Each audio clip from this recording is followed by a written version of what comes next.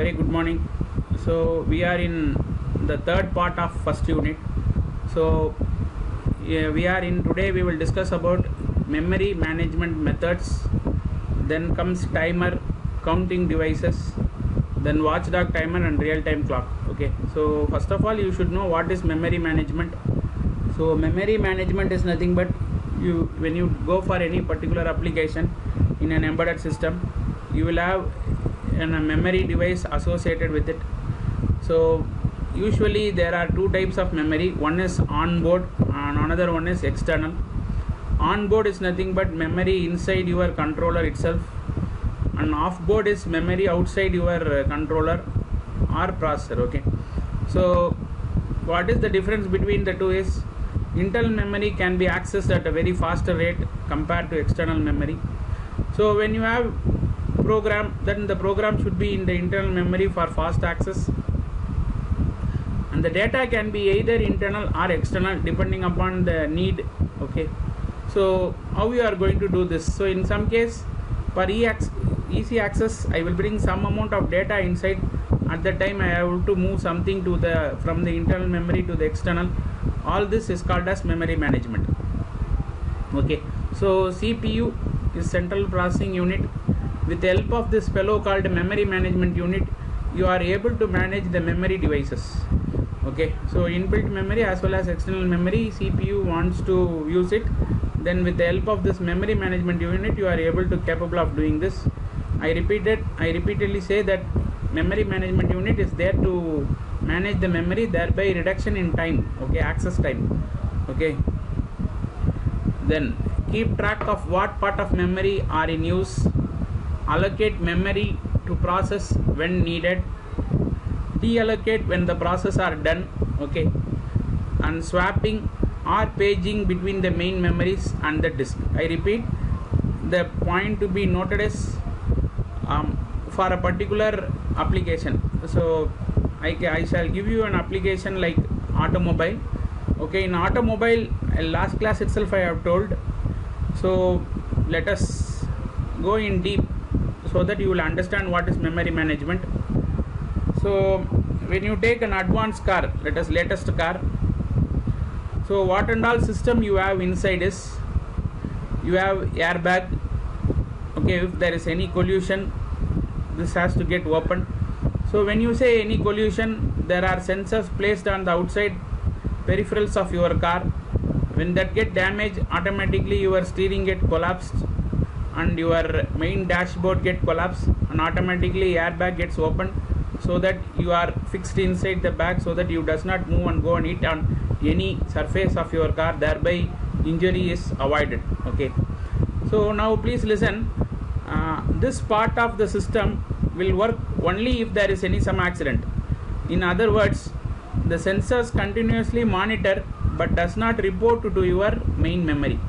So in that case, it doesn't require always a memory location in a main embedded system, so that this fellow go on repeatedly saying something, because he doesn't say anything until there is any collision. Are you able to understand? So each and every sensor placed on your surface boundary of your car will try to get the data, and this data is not sent to the main program at all, because it will usually, how this work is, it will calculate the distance and it will calculate the pressure which is on that particular position. If there is any collision, then pressure will increase. So increase in pressure will be detected by a pressure sensor, and this will try to report it to your main. So till that instant, that sensor is working, but it is not giving any information. So memory is not required inside the main memory to this person to go and write something. Okay, and this is called allocation and deallocate. So similarly, this is one example. Another one is, you will have automatic cruise control. They say when you go in highway, in order to avoid the pressure or stress in driver, what they do is, you have a button called cruise control. Even now this is available even in your Maruti Swift Desire car. Okay, nowadays you should know that Maruti is no more Maruti, it is Suzuki. So it is a Japanese company, so they are in well advanced, and in near future they may even merge with Toyota itself. Okay, both are from Japanese base, so both are having same engine.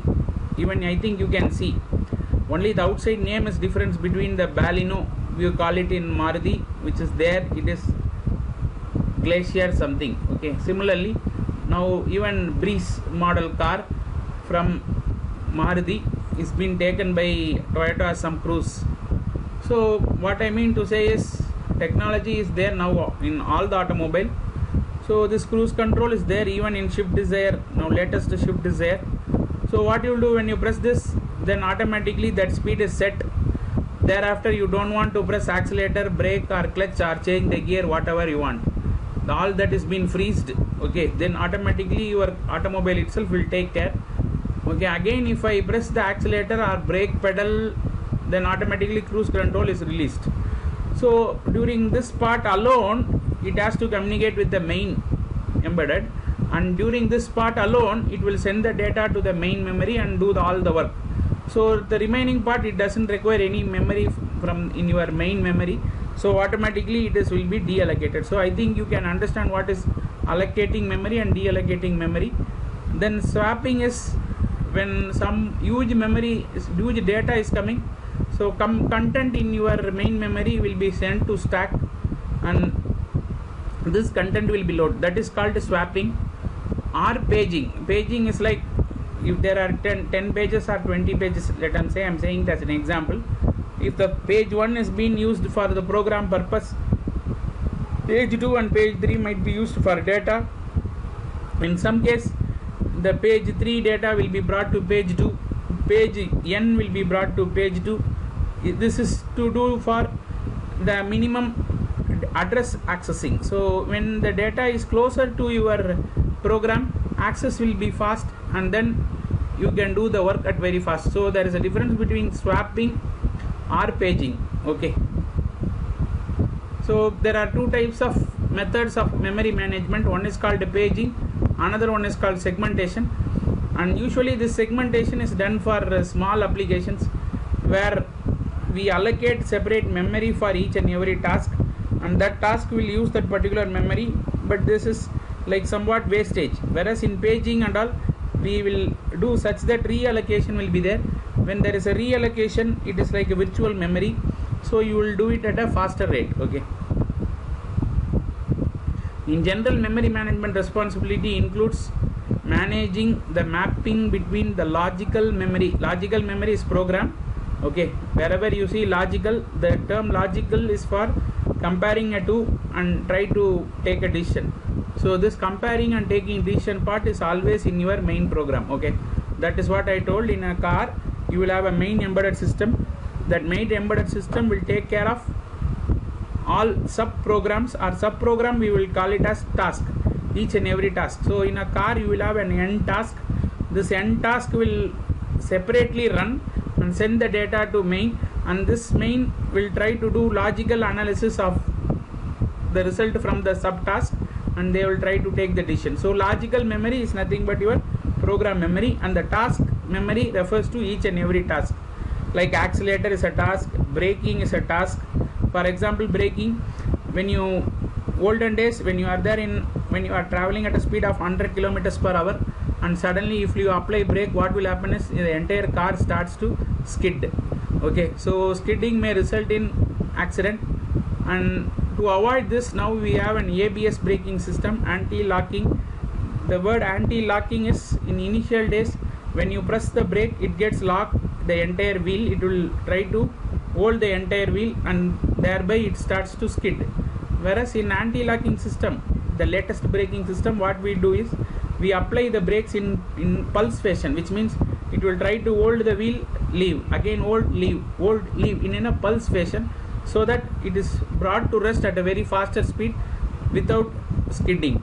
Okay, so that is called braking system. So that is a separate task. This task is totally separate, so each and every task will be there. So you should have a mapping between the logical memory and the task memory reference. Determining which process to load into available memory space. This is what I told. Always all tasks will not be loaded. only at any particular time that particular task will be loaded in your main memory. Allocating and deallocating memory for the process that make use of the system. Again, it is a repeating saying that how it has been done. Then tracking the memory usage of the system component. This is the main thing. I will go on track which memory and all is free. If that memory is free, I will use that particular memory. Ensuring proper memory protection. Protection is, see, one task might have sent a data, and that data you have not used till now, and I cannot overload this memory location with some other task. If in that case, what happens is data is lost.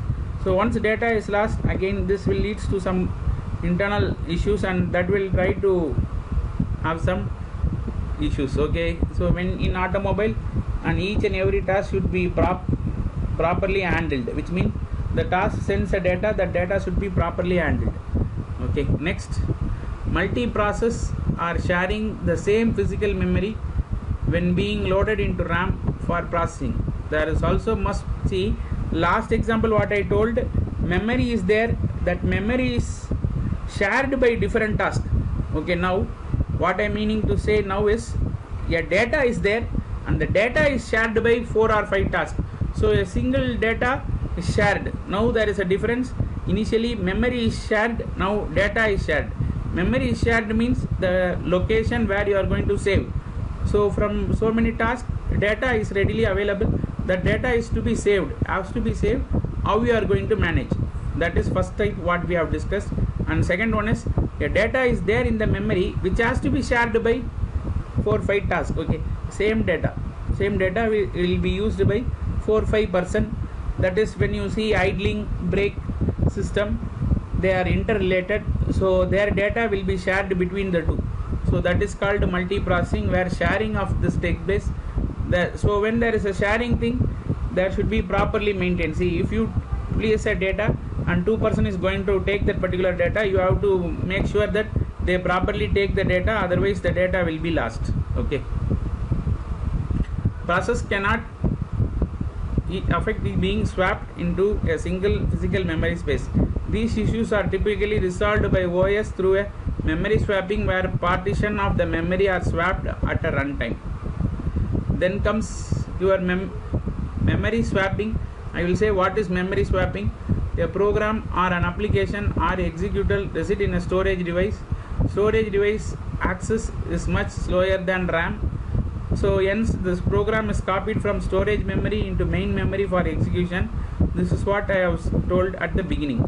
Since the computer has limited main memory, when all the RAM is being used, many program open simultaneously, or if very large program is in use, in that case and all, a computer with virtual memory enabled will swap the data into the HDD, that is hard disk, and back to memory as needed. Thus increase the total system memory. So whatever is not required now, which is we cannot say it is not required, it is required but not required now. In that case, all that will be taken from the RAM and will be dumped in your hard disk, and whenever is required, it will be brought from the hard disk to the RAM. So that is called as memory swapping. So when simultaneously 2 or 3 person is ready, we will see which is high preference and make the other person to suspend. So in this case, you can see there are two fellows are there, and one should be put in suspend and another should be done. After this work is done, that suspended fellow will be brought into action. So see, there is new. I will admit the tune to and identify which is high priority. This is high priority, let us assume. Then take ready and start run, then exit. Okay, when this is running, what should I do is, I put this fellow in suspend. So block is in suspend. I know what and all block is in suspend. Then block release or block active. So I will try to release, or I will try to put it in block condition itself. Once this is over, then the next person will be brought in. So this is how you try to use your memory swapping. Then segmentation. This is second part of memory management. Here I will do is, the entire memory is being segmented. Segmented itself we know partition. See, in your hard disk, I think you might have done segmentation, like naming it as C, D, E, F, and some fellows when you see, they will have more subdivision like D, E, F. but in some computers when you see, they might have done only C and D. C is for program and installation and D is for utilization. So like that you can do in your embedded system also. A process of encapsulates all the information that is involved in execution of program, including source code, stack and data.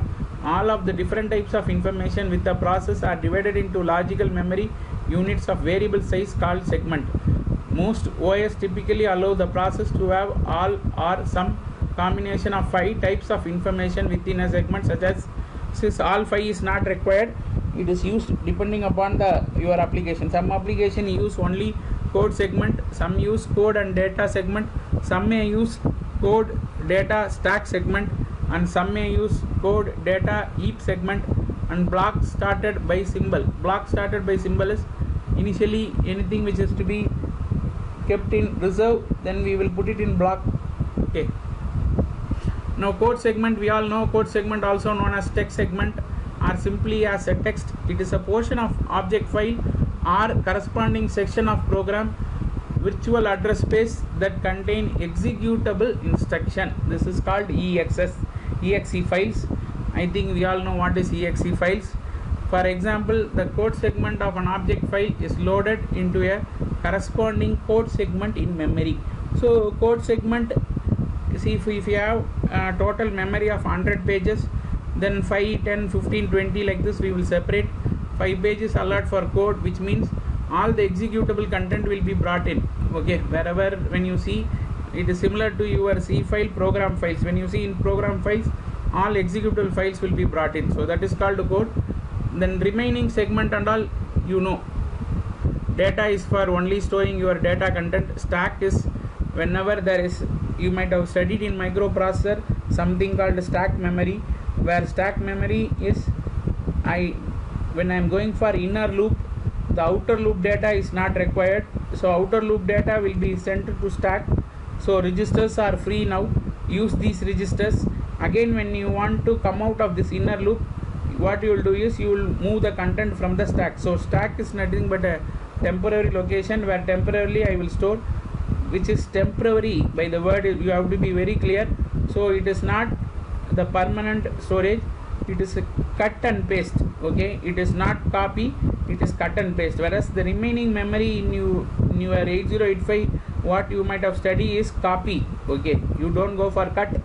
So when you brought a content from a memory to accumulator, both the content will be available both in your accumulator as well as in the memory location. That is called a copy operation. Whereas cut operation is after that particular operation, that content will be totally lost. Okay, so stack is like that.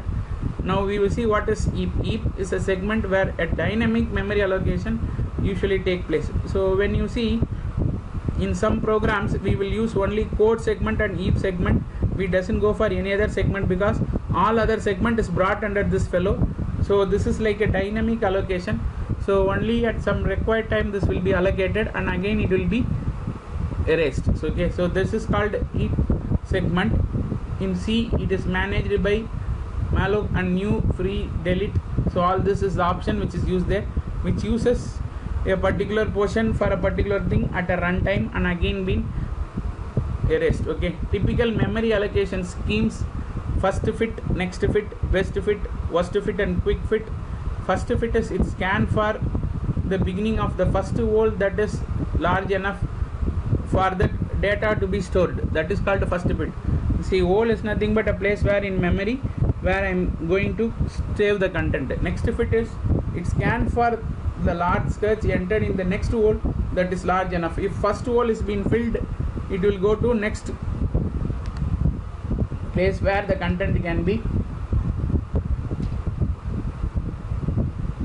stored. Then best fit is among the available memory location, I will search for a location where this content can be easily fitted there. Then worst fit, it is a place in data in large available hole. Small data placing in a large memory location is called worst fit. But I have no other option. In that case only I will go for worst fit. Okay, I am having only small data, but all the memory allocated are very, very big.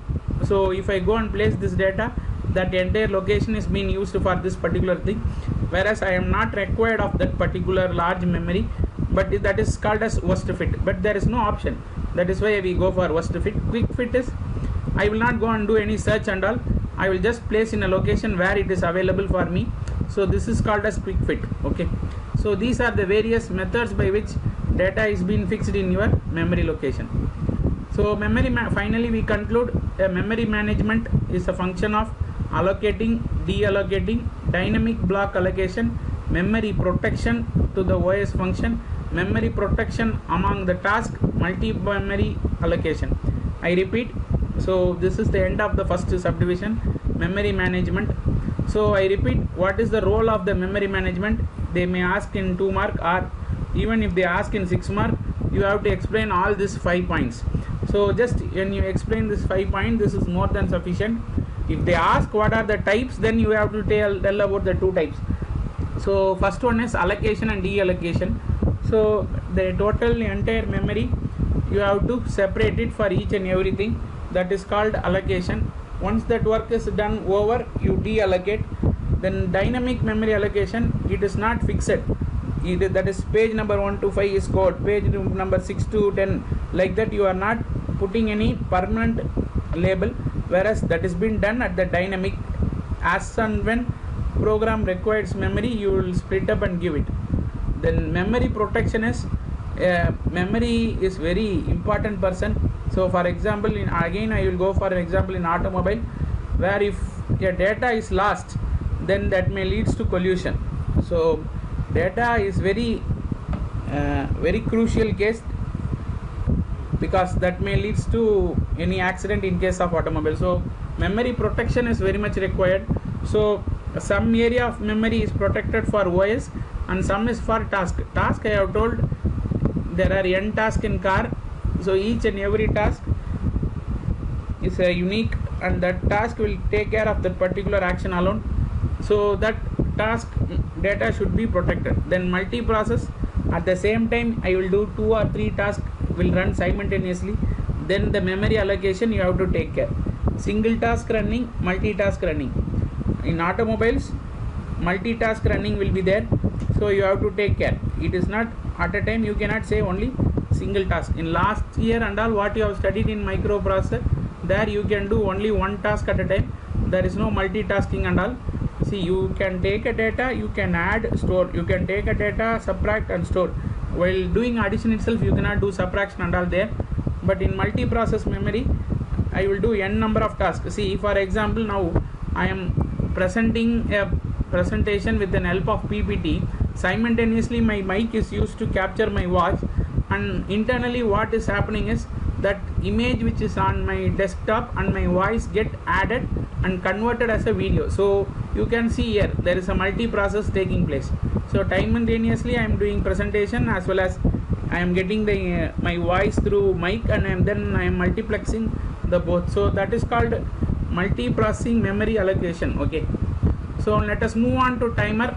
I think you might have studied a timer and a counting device. Just I will give a hint. Try to remember this hint always. Okay, the hint is difference between a timer and a counter. So both the fellow is going to increment your content in the register which is placed as a count register, but only difference is when you use your internal clock, it is called timer. When you get the data from the outside, it is called counting. Okay, I will tell example for both. So in a washing machine, you will ask your motor to rotate in clockwise direction for a particular duration of time and then stop, and then again you will do, you will make your motor to wait for a particular duration of time. Again what you will do, you will start the motor to rotate in anti-clockwise. Now this forward rotation, when you ask the motor to rotate in clockwise, then you will switch on timer. So now what is, it is not waiting from the customer and all, it will start. So you will internally you will put a value, so it will go on incrementing. Finally it will reach the value, it will become FF and 0. Once it has done, the timer will say okay, stop the motor. Okay, so this will give a signal, that signal will be used to stop the motor. So this is called a timer. So remember, whenever you use internal clock for counting, then it is called timer. I repeat, internal clock for counting, you call it as timer. again, now I will give an example for external clock. External clock is when you say a car parking system. Nowadays I think you have seen in some malls there will be a display showing what is the total number of car which is there internally parked, and I know the total number of slot also. This is the slot available, this is the car parked, and this is the remaining. So in this case what you will do, when each and every car passes through a particular channel, then I will get an count, and thereby I will increase the count value. Once it has reached the maximum value, I will indicate that parking is full. Okay, now increment is done by external way, that is called external clock, that we call it as counter. So that is all the difference. And I think you might have heard a word called up counter and down counter. So in case of microcontroller and micro embedded system, you use timers. All the timers are up counter, which means the value if you load, and it will be incrementing and it will reach the maximum value. Say, let us say, what is the maximum value? F. So 16 bit, further it will become 0. So if I want 100, what I will do is 8000, what is your final value? So it is F. So 9900 if I put, then after under count what will become? It will become F. So your count will say that it has reached the maximum. Remember, there are up counter and down counter also. Down counters, it will be decrementing by 1, up counter will be incrementing by 1. All the controllers which is there, we will use up counters. So once it has reached FF, it will give say output, the count value is reached. The thing which you have to remember is timer is internal clock and counter is external clock. When you say internal clock, I will have my own clock which is from my crystal, and that clock which be used for my timer to count. So once the value is reached, then it will give an intimation. The example which I have told is washing machine.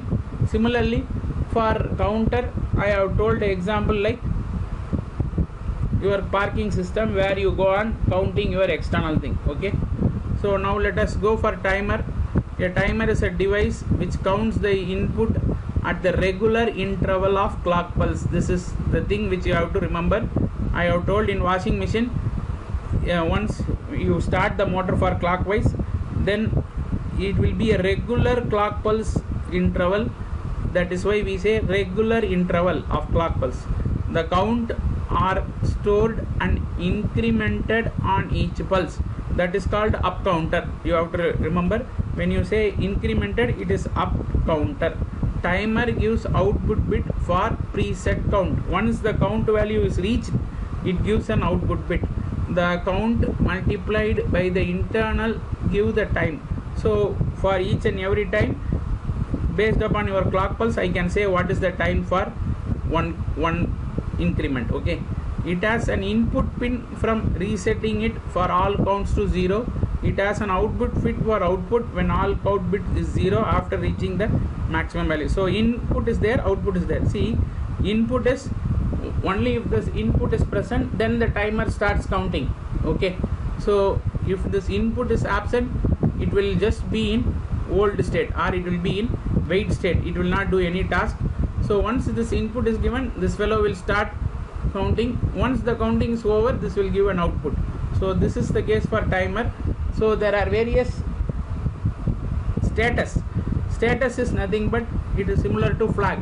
I think you might have studied a flag in microprocessor. What is a flag? Flag is nothing but it is a indication of status. Why that word flag is there? Because it has been brought from olden days, where when there is a war between two states, the result is indicated through flag. If your flag is being raised, then the opponent is being defeated. If the opponent flag is being raised, it is understood that your country has lost. If white flag is raised, then we will identify that we are trying to stop the war, we go for compromise. So same way here, by reading the flag, I can know what is the status. So reset state is nothing but reloading of your timer. When you want to take hints, you can take hints. Reset state is nothing but reloading the state. Initial load state, which is I have loaded but I have not started, so which is in ideal. That is what I told. Once you place the content in timer, the timer will not start. Timer will wait for input. So till the input is not reached, input is not given, it will be in initial load state or idle state. Then present state. In between, at any instant I can try to stop and see what is the time value reached. Overflow state, once the state has reached its final value, it will become 0 0, which is nothing but overflow. So when overflow flag is set as 1, we can identify the timer has completed its task. Overrun state, in some we will call it as overflow and some we call it as overrun. So both the word are same, only depends upon the manufacturer, they will write it as overflow or overrun.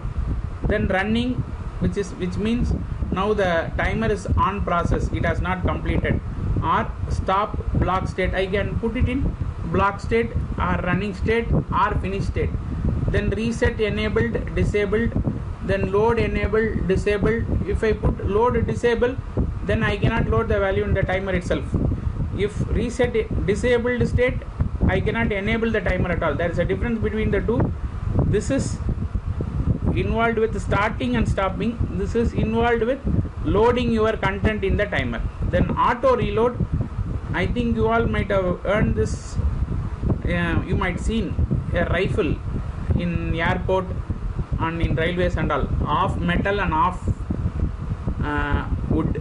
They will call it as SLR, which is nothing but self-loading rifle.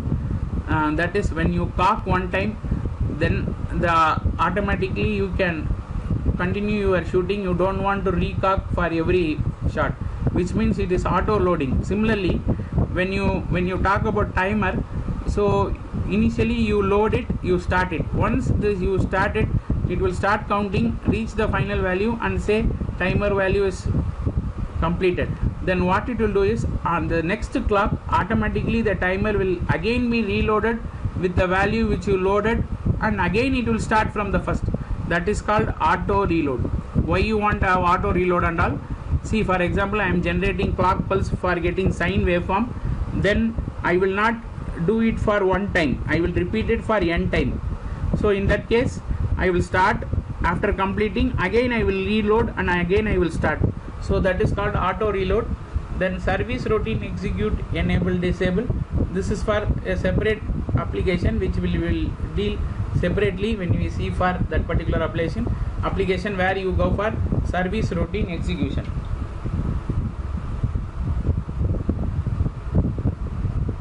So these are the various states which are, you call it as condition in timer.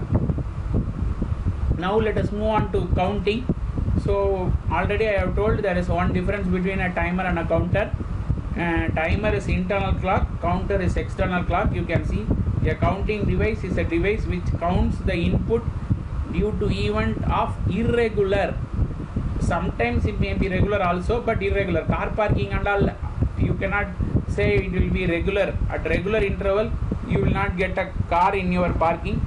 Morning you might have get 100 car, then afternoon nothing, and again in evening you will have input. Some cars will come to the mall, so that it is an irregular. So count give the number of input event or pulse since it has last read. As a register to enable read and preset count. Function as a timer when counting regular. So regular, if it is counting, then again this is similar to timer itself. When timer or counter begins after it reaches FF, this is what I told. So initially you have to set some value. If you are not setting any value, it will start from 0, 0, 1, 2, 3, 4, and finally it will reach FF, because FF is the maximum value. After FF is 0. It generates an interrupt. So once this FF is reached, it generates an interrupt and say timeout, or it will say that time has reached. Hardware timer. So you can see here control variables, state flags, preset time, count that old, then hold the count for the timer. So here is a timer is there. Now I will say what is prescaler. This is clock. So when you use without this block, we will first discuss. I think that this block is not there. You will have a clock. For each and every clock, this will start counting. So once the count value is reached, it will say count is over. Okay, so this is called timer start, this is called timer stop, this is called timer enable. Up count is equal to true, down count is equal to false, and this is load. So initial count value. So from where we have to start? We have to start from here. So initially load the value to your timer. When you can load only if it is enabled. I have told you there is an enable for loading. There is for load enable. So this should be kept in enable state. Then only the content here will travel to your timer. So assume that now what we have done is we have kept this enable. So initial count value is brought in. Okay, then we will check whether for timer is enabled. If timer is not at all enabled, even you give start stop, this will not start. Okay, timer will not start. So it is similar to clock. I have told from the day one, in processor or in a controller, it is only a memory. So memory can be turned on and turned off only if the clock pulse is given. That is this clock. So even though you have this is enable, content is there, that content is brought in, even the timer is put to start, this will not start till this enable is there. Okay, now you have given the enable, then it will wait for start stop. Once it is reached start, then it will start counting. So intermediately and temporarily I can go for stop also. Okay, so this you will see in microwave oven example. You might have prepared a dish and you keep it for reheating. So what you do, you open the door, keep the content, then close the door, set a time and ask it to start. Then it is similar to now timer. It will get rotate there and get heated for the time which you have kept. But what is our habit? At in between, what you will do? Suddenly you will open the door and take the food and start eating. So at that case, what is there? It is nothing but it is stop. So that is called timer stop and timer start. Timer stop and timer stop is intermediately I am stopping the value and I am doing some other work. So this is not, this condition will be there suddenly, which doesn't want this fellow to complete the task itself. So this is what is your timer. I think now you have understood each and every block except this block called prescaler. Prescaler is nothing but, see, I have connected very high speed clock, let us assume in gigahertz. Then whatever value you load, this will be done at a very faster counting because this is very high clock pulse. So now this high clock pulse I doesn't require. I want to come down of its speed. Then I will do prescaler. Prescaler is, for example, if I load prescale as 10, what will happen is for every 10 clock pulse from my internal clock, I will generate one clock pulse. So for every 10 clock pulse, you will give one clock pulse and you count it as 1. So that is called prescaling. I can go for 1 by 2, 1 by 4, 1 by 6, 1 by 8, 1 by 10, 1 by 16. If I do 1 by 16, it is nothing but 16 clock pulse will be considered as a 1 clock, and after that 16th clock only 1 pulse will be given to the timer. So I am stepping down my speed. Okay, and this clock pulse you might have studied. There are different methodology for identifying, like rise edge, fall edge, leveling edge. So will be considered by this fellow. I can set it as rising edge. So if I set this fellow as rising edge, so the incoming pulse will be considered only if there is a rising from 0 to 5. That will be considered. So if I am putting falling edge of timer, then it will identify only if the value is from 5 to 0. So that is called the edge, rising edge or falling edge. So that is based for the counter operation. So this is what is hardware timer is.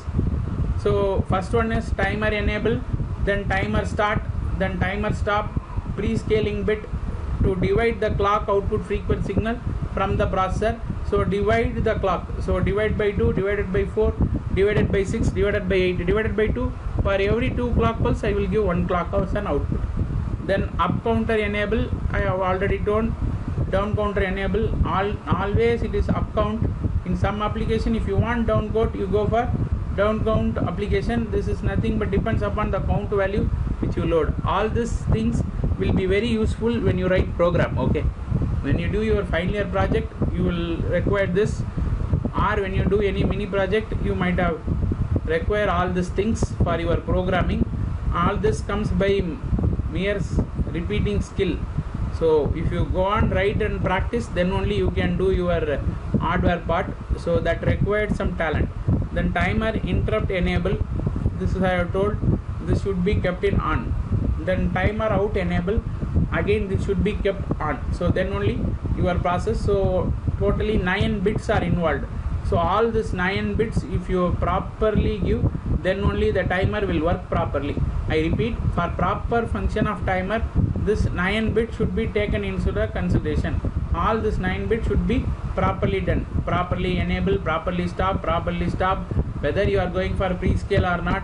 Then you have to tell whether it's up count or down count. Then load enable, then timer interrupt enable, timer out enable. All these are the bits which is used to control. Then free running counter, in case of free running counter, everything is put on, there is no off condition at all, everything is put on and you start. Whenever you start, it is free running, it doesn't check for anything, it will run and do its counting. That is called free running. Then control bits, so each and every control bits how we are going loading in software and how I am going to do, that is called that particular thing.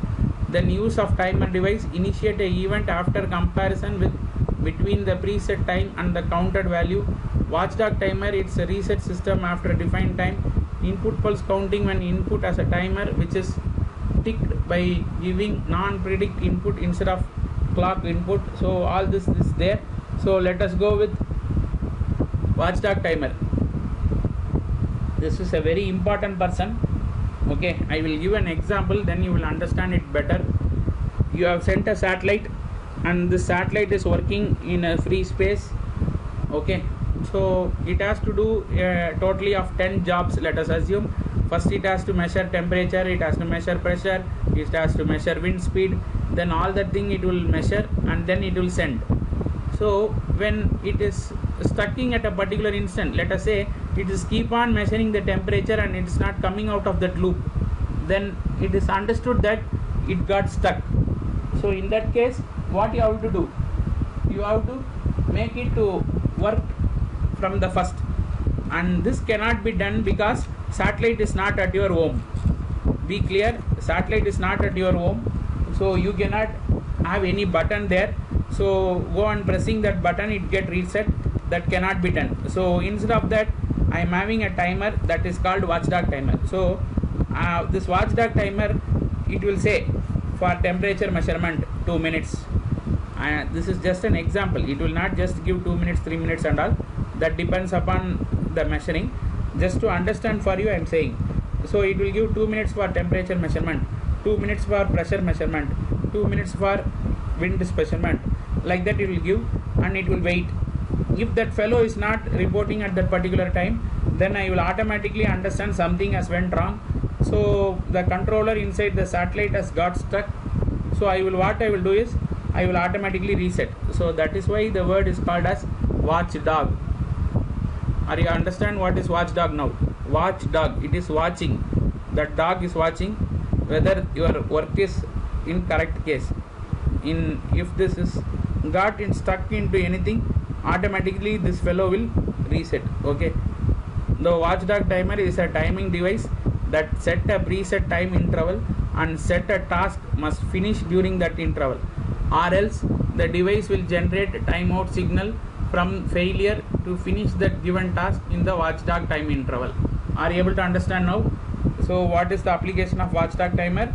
So Watchdog timer is for watching a particular process in your processing system. If you are unable to complete that, then we will understand something went wrong, so I will automatically reset. So this is for remote place, because you don't have your satellite at home, it is there in space, so you cannot keep any button for reset and all. Whereas in your kit in your lab, we will give you a kit when you do your microprocessor lab. There you will have a button called reset. So after each program you can press reset and ask the processor come to 0. Whereas that cannot be done in satellite. So we will keep a timer called Watchdog timer. So that is the application of Watchdog timer. So I think now you will be clear. Next to Watchdog timer is real-time clock. See, this is both Watchdog timer and real-time clock. are example for timer only. Okay, so from the word itself you can clear real time clock. So not getting the pulse from your crystal, rather getting the pulse from the clock, which is nothing but 60 pulse per minute. If I generate a pulse of 60 pulse per minute, then it is understood that that is nothing but your clock pulse from your real time clock. So clock, which is based on interrupt at pre-instant interval, an interrupt system routine execute on each timeout for this clock. The timing device once start never reset or never reload with another value. See, we are having a time at your mobile phone, say it is continuously running.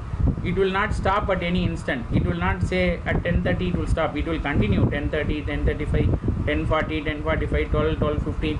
Again it will go till 1, 2, 3 evening, then night 12. Again it will start. So at nowhere it will stop. So that is why it is called as real time clock. Once it is set, it is not modified later. I cannot go say if I set 00, then it will start.